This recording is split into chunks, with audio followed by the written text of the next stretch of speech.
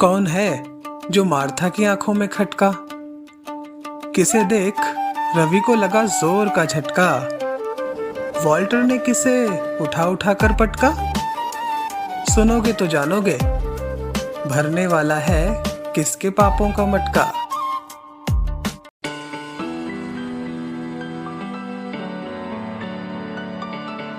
Can I hold your hand, एक खूबसूरत एहसास, कोमल अग्रवाल की कलम से निकला उपन्यास।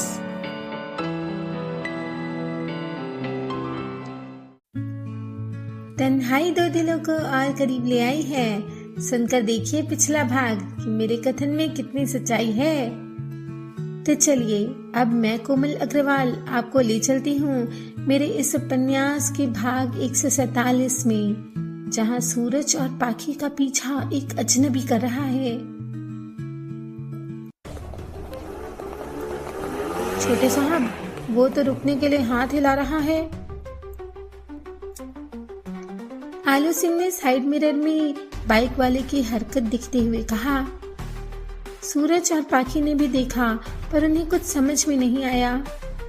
कार साइड लगाओ, सूरज ने आदेश दिया। बाइक वाला कार रुकते देख बाइक दौड़ाता कार की साइड में आया और हेलमेट उतारने लगा। दोनों उसे हेलमेट उतारते देख रहे थे। ये तो शायद चंदर जी हैं, पाखी ने शर्ट पहचान कर कहा। चंदर भी तब तक अपना हेलमेट उतारकर बाइक की चाबी निकाल उनके पास आया।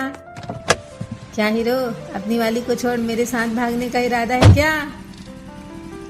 सूरज ने उसे वहां देख उसे छेड़ा। जी नहीं, वो आपकी ये। उसने जेब से निकाल कुछ सूरज की ओर बढ़ाया। सूरज ने देखा तो उसे पता चला कि उसकी ब्रेसलेट कहीं गिर गई थी। तुम्हें कहाँ मिली? वह चिकित्सा बोला। बोट में, चंदर बोला। आज तुम भागे चले आए, बाद में लौटा देते, सूरज ने कहा। बाद में अगर नियत बदल जाती सर तो? मैंने नियत बदलने वाले बहुत देखे हैं Chander. Anyways thanks a lot. कुछ सोचते हुए सूरज ने उसके कंधे पर अपना हाथ रखा। चलूं सर, तकदीर में अगर लिखा होगा तो फिर मिलेंगे, वह बोला और पाखी की ओर हाथ जोड़ता हुआ बाइक की ओर बढ़ा। पाखी सूरज और चंदर की इस वार्तालाप को सुन स्वयं भी भावुक हो गई थी। चंदर बाइक स्टार्ट करने लगा।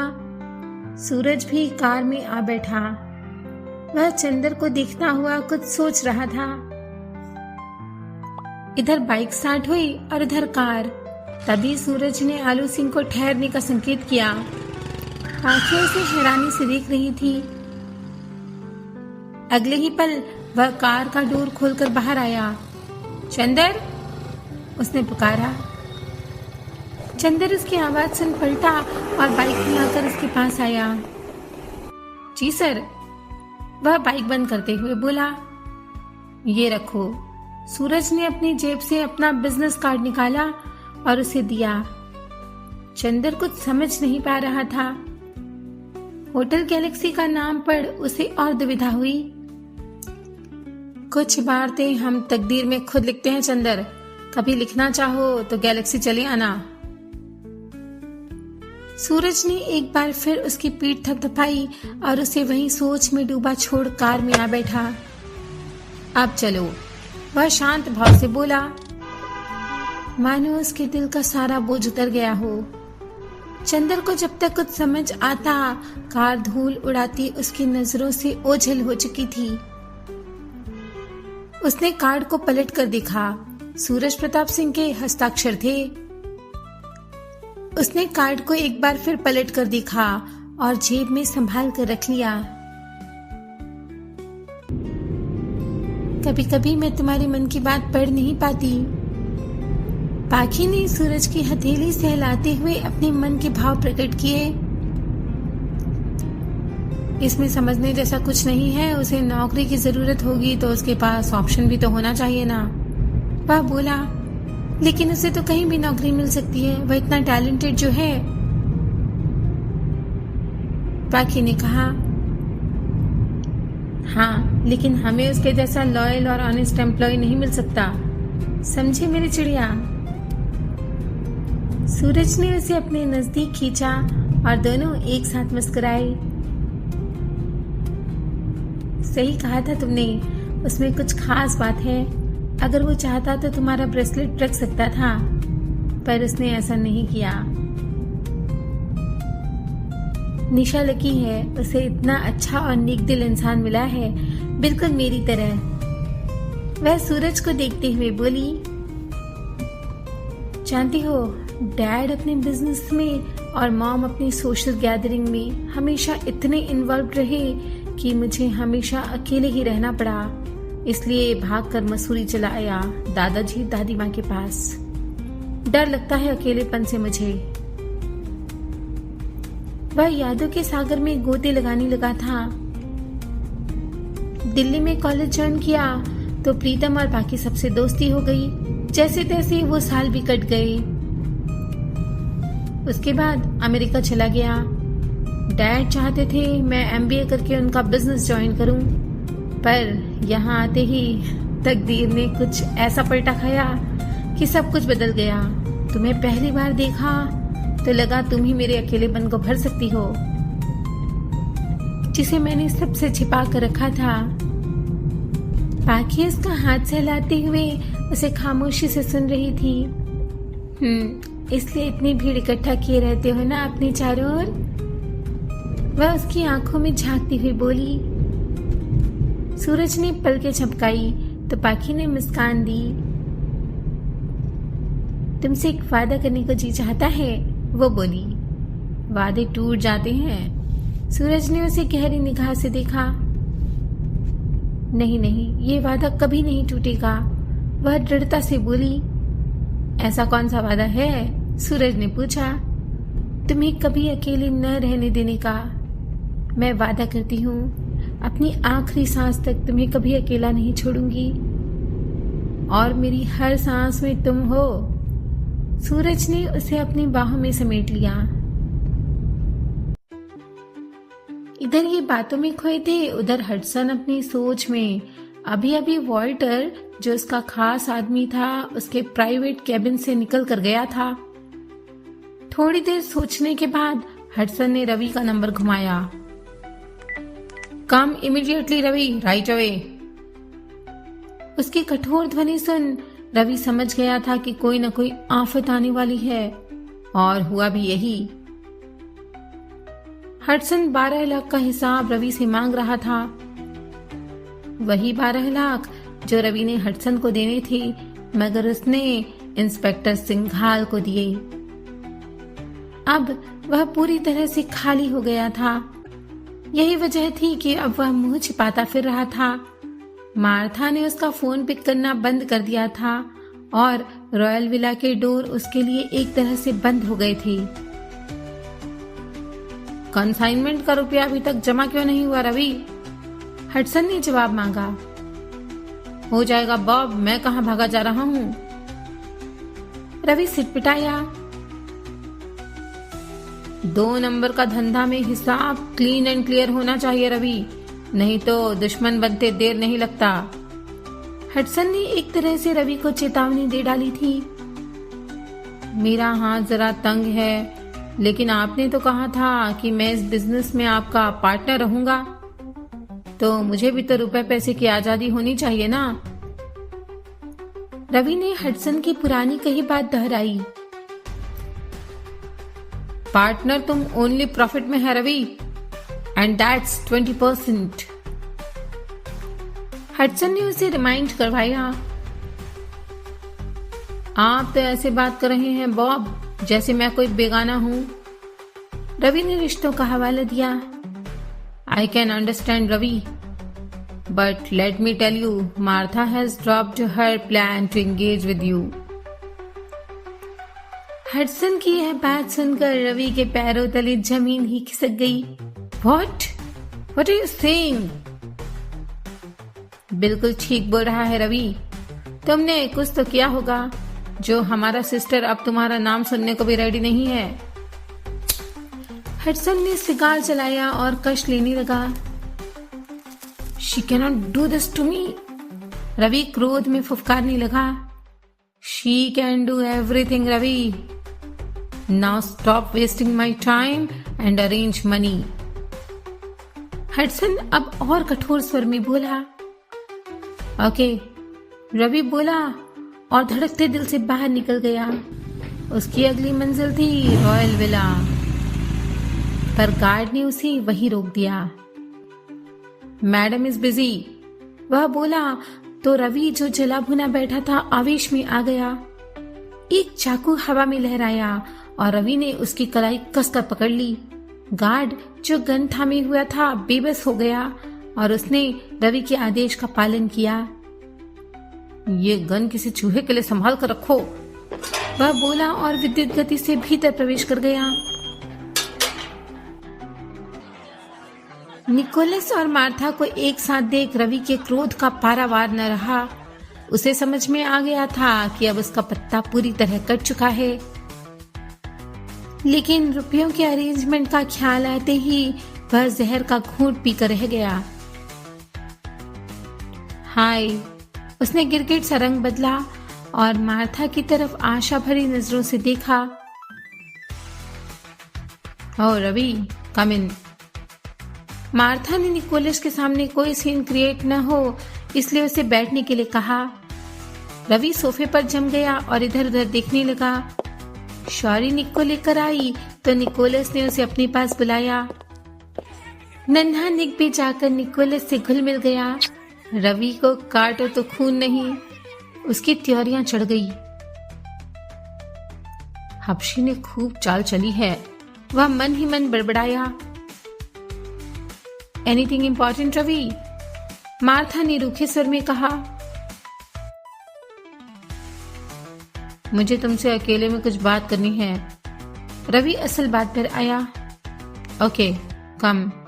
एक्सक्यूज मी निकोलस, कहती हुई वह रवि को लेकर दूसरे कमरे में गई। मेरा कॉल क्यों नहीं पिक कर रही तुम? और ये बॉब क्या कह रहे हैं कि तुम एंगेजमेंट पोस्टपोन कर रही हो? और ये हबशी कौन लगता है तुम्हारा? रवि ने मार्था को अकेले पाते ही सवालों की बंदूक तान दी। एंगेजमेंट पोस्टपोन नहीं, कैंसिल किया है रवि, मार्था ने संशोधन किया। निकोलस के साथ टाइम स्पेंड कर उसे इतना तो पता चल ही गया था कि वही उसके लिए राइट मैच है और उसे एक ऐसे हमसफर की जरूरत है जो उसके निक को अपना समझे और उसके बिजनेस को मैनेज करने में उसकी हेल्प करे। What do you mean? Ravi गरजा। आवाज नीचे रवि, तुम रॉयल विला में खड़े हो, किसी फुटपाथ पर नहीं। मार्था ने भी उसे चेतावनी दी। But Martha, we love each other और तुम तो एक दिन भी मेरे बिना नहीं रह सकती थी। रवि अपने स्वर पर नियंत्रण रखने की भरपूर कोशिश कर रहा था। Gone are the days, Ravi, when I was a fool. Martha ने उसे क्रुद्ध निगाहों से देखते हुए कहा। फूल? तुम समझती हो मैंने तुम्हें फूल बनाया है? यस, फूल। बॉब तक पहुंचने के लिए तुमने मुझे सीढ़ी बनाया और बॉब ने मुझे सब बता दिया है। तुम्हें सिर्फ और सिर्फ मेरी वेल्थ में इंटरेस्ट है। क्यों, ठीक कहा ना? मार्था ने कटाक्ष किया। बात तो सच थी, रवि को कुछ सूझ ही नहीं रहा था। Come on, start threatening, then I will show you what Martha is. वह रवि की उस दिन वाली धमकी याद कर क्रुद्ध स्वर में बोली। Can I help you throw him out? तभी निकोलस आते हुए बोला। तुम बहुत पछताओगी मार्था, और एक दिन मेरे पास ही गिड़गिड़ाते हुए आओगी, रवि चीखते स्वर में बोला और पैर पटकते हुए बाहर जाने लगा। You street dog! मार्था देवी ऊंचे स्वर में रवि को गाली दी जो रवि के कान फाड़ने के लिए पर्याप्त थी। बदले की आग उसके तन बदन में जलने लगी, पर अभी और दुश्मन उसकी ताक में नीचे उसके लिए घात लगाए बैठे थे। वह लिफ्ट से नीचे आया तो एक और नई आफत उसके रास्ते में खड़ी थी। वॉल्टर सुरक्षाकर्मी के साथ उसे घेरने आ गया था और अब रवि को उसकी हरकत के लिए सबक सिखाने वाला था। उसे देखते ही वॉल्टर के जबड़े कस गए और उसने लपक कर उसका कॉलर पकड़ लिया। दोनों खूनी निगाह से एक दूसरे को देखने लगे। हे रवि, रॉयल विला में विदाउट परमिशन एंटर करने का कुछ न कुछ रिवॉर्ड तो तुमको मिलना ही चाहिए, क्यों? कहते हुए वॉल्टर ने एक जोर के धक्के से रवि को जमीन पर धकेल दिया। रवि खुद को संभालता हुआ उससे भिड़ गया। दोनों के बीच हाथापाई और मुक्केबाजी होने लगी। गार्ड ने भी मौका देख रवि पर लात घूंसे बरसाए। थोड़ी देर पहले हुई अपने इंसल्ट का बदला वह रवि से चुकता करने लगा। हडसन अपने विशेष कक्ष में बैठा एक बड़ी स्क्रीन पर यह फाइट देख रहा था। रवि को मार खाते देख वह एक तीखी हंसी हंसा। फिर अगले ही पल उसने फोन उठाकर एक नंबर पर उंगली रख दी। Walter, enough, give that bastard my message. Walter ने अपनी जेब में फोन रख एक पुर्जा निकाला और रवि की तरफ फेंका। रवि ने उसे घूर कर देखा और उसके बाद पुर्जे को मुट्ठी में दबाए तेजी से वहां से निकल गया।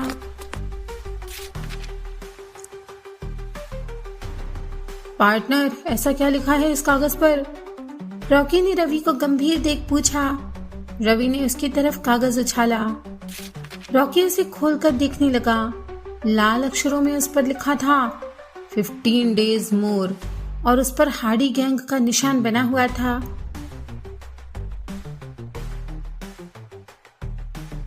इसका मतलब ओनली 15 days है पार्टनर तुम्हारे पास। रॉकी ने तुम्हारे पास शब्द पर जोर दिया तो रवि भड़क गया। हमारा पास रॉकी, लगता है तेरी याददाश्त को जंग लग गया है। इस धंधा में हम बराबर का पार्टनर हैं। बहुत ऐशकी है तूने उड़ाए गए माल पर। अब मुसीबत आई है तो कन्नी काट रहा है। रवि का चेहरा गुस्से से तमतमाया देख रॉकी के तो पसीने ही छूटने लगे। हम तो पार्टनर ये बोल रहा था कि, लेकिन तुम हमको मिसअंडरस्टैंड कर रहा है। रॉकी ने उसे मक्खन लगाते हुए कहा तो रवि के चेहरे का कसाव कुछ ढीला पड़ा। एक आइडिया है पार्टनर, वो बोला। बोल, रवि परेशानी भरे स्वर में बोला। हार्डी गैंग से बचना तो इम्पॉसिबल है। हम अगर यहाँ से भाग भी निकले तो भी वो चीफ हमको ढूंढ निकालेगा। रॉकी बात आगे बढ़ाते हुए बोलने लगा। जानता हूँ रॉकी, इसलिए तो दिमाग काम नहीं कर रहा है। रॉकी खिसियाए स्वर में बोला। मनी तो पार्टनर उसको रिटर्न करना ही पड़ेगा, नहीं तो वो हमको डॉग का माफिक मारेगा। रॉकी डरते हुए बोला। इतना आसान नहीं है रवि को मारना। अगर उसका जैसा पालतू कुत्ते मेरे पास होते तो ये हुकूमत मेरी होती। वह अकड़ते हुए बोला। पार्टनर, उसका राइट हैंड है ना वॉल्टर। अगर वो हमारे लिए काम करने लगे तो हडसन बिना हड्डी का हो जाएगा। रॉकी ने उसे उपाय बताया। यू आर राइट रॉकी, इसलिए आज वॉल्टर ने जब मुझ पर हाथ उठाया तो मैंने जानबूझकर चाकू नहीं निकाला, नहीं तो उसकी अंतड़ियां बाहर निकालते मुझे देर नहीं लगती। रवि रहस्यमयी मुस्कान देते हुए बोला। यस पार्टनर, एक बार अगर हम चीफ का रुपया वापस लौटा दें और वॉल्टर को अपने साथ मिला लें तो तख्ता पलटते देर नहीं लगेगा और फिर तुम होगा उस हुकूमत का किंग। रॉकी ने आगे कहा। सुपर आइडिया रॉकी, लेकिन रुपया लाएंगे कहां से? रवि सोच में डूब गया। वहीं से पार्टनर जहां गया है।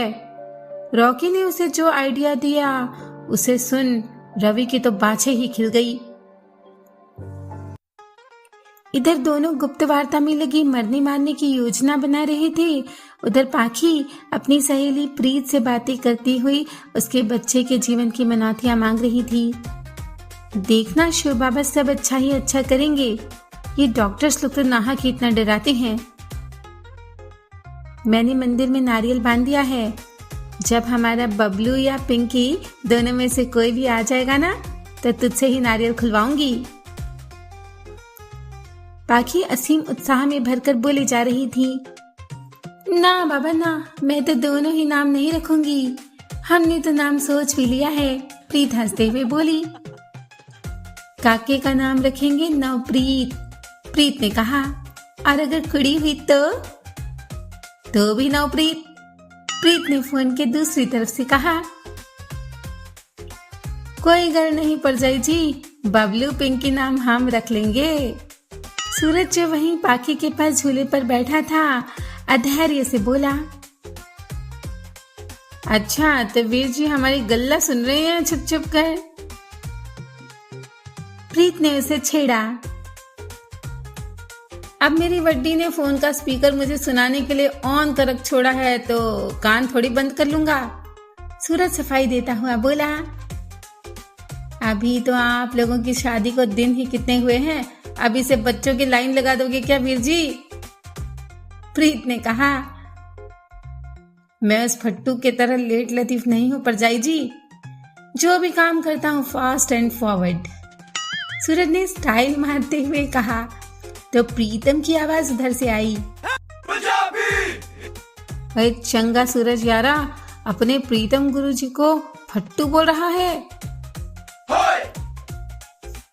याद है या भूल गया वो दिन जब पाखी पाखी करता हुआ प्रीतम गुरुजी के शरण विच आया सी? अगर हम न होते ना तो अभी दूसरों के बबलू पिंकी को घुमा रहा होता। दोनों दोस्त पुरानी बातें याद करते हुए हंसने लगे तो प्रीत ने ताली बजाकर उनका ध्यान आकर्षित किया। आप जरूरी बात सुनो, अपनी नीलू की मंगनी के लिए प्राजी मान गए हैं। तो वो तो हमें मालूम है, सूरज बोला। आगे सुनो, मंगनी होगी इसी हफ्ते रविवार को, प्रीत ने अनाउंस किया। सच? लेकिन डॉक्टर ने तुझे ट्रैवल करने को मना किया है जो? पाखी परेशान होते हुए बोली।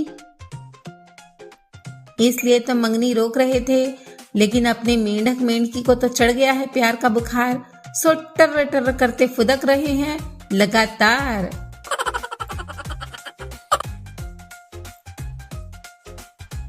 प्रीतम मंजीत और नीलू की खिल्ली उड़ाता हुआ बोला। वाह बेटा, अपने दिन याद कर कैसे प्रीतो प्रीतो करता हुआ बावला हुआ जा रहा था। सूरज ने भी मौके पर चौका मारा। आप लोग बच्चों की तरह लड़ना बंद कीजिए और ये बताइए कि मंगनी कैसे और कहाँ होगी? पाखी इरिटेट होते हुए बोली। मंगनी होगी डियर, और जरूर होगी, लेकिन देहरादून में नहीं, दिल वालों की दिल्ली में। प्रीत के इस धमाके पर सूरज और पाखी उछल ही पड़े। सब के सब दोस्त वहां इकट्ठा होकर धूम मचाएंगे, सूरज सोचने लगा। इधर पाखी भी प्रीत से मंगनी की बात सुनकर खुश हो गई थी। वैशाली से बात हुई तो वह अपना ही रोना लेकर बैठ गई। ये मेरे ससुराल वाले तो एकदम देहाती हैं। ऐसे नहीं बोलते वैशु, तू उन्हें इज्जत देगी तो वो भी तुझे पलकों पर बैठाएंगे। पाखी ने आदर्श बहू की तरह उसे पाठ पढ़ाया। यार कितने अरमान थे कि अपने शहर से मेरी डोली उठेगी, पर हरीश की फैमिली अहमदाबाद में शादी के लिए जोर दे रही है और मेरे डैडी मान गए हैं। मुझसे तो कोई राय भी नहीं लेता। मॉम सब अपनी पसंद की शॉपिंग कर रही हैं और पता है ससुराल वाले एक भी नया जेवर नहीं चढ़ाएंगे, सब आउटडेटेड ज्वेलरी सेट चढ़ाने वाले हैं। वैशाली भरी बैठी थी। अगर तेरी शादी अहमदाबाद में हुई तो प्रीत तो बिल्कुल भी नहीं आ पाएगी, पूरा प्रोग्राम ही चौपट। पाखी ने उदास होकर कहा, वो तो देहरादून में भी नहीं आएगी यार। उसकी डिलीवरी बड़ी कॉम्प्लिकेटेड होने वाली है और उसके फैमिली वाले भी उसे कहीं नहीं भेजेंगे। मुझे तो बहुत टेंशन आ रही है। वैशाली अपनी सहेली के लिए बहुत परेशान थी। उसे बस खुश रहना है और बहुत एहतियात बरतना है, डॉक्टर्स तो यही कह रहे हैं।